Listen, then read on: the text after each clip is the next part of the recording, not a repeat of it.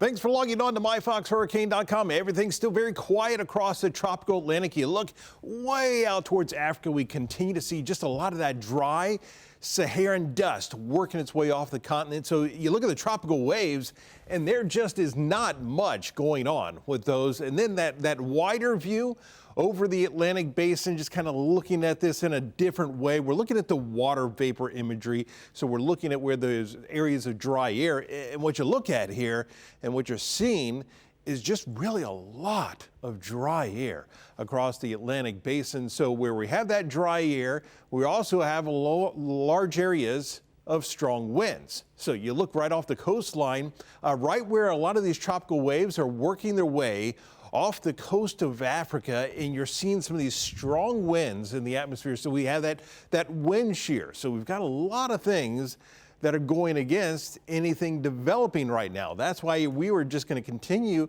to see some fairly quiet conditions. You watch the Fox model and we watch these waves working their way off the coastline. You see what happens to them?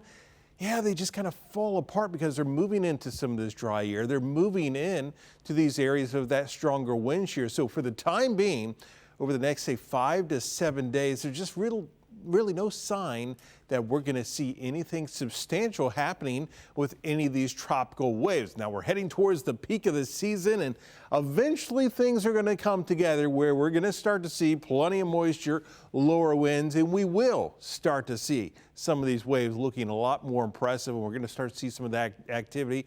We will continue to watch for it, but where we are seeing activity is out in the Pacific. We have Tropical Storm Hone, Gilma, and we also have an Invest out there. So they are just lined up. This storm here, it is expected to become a hurricane as it passes just to the south of the Hawaiian Islands over the weekend.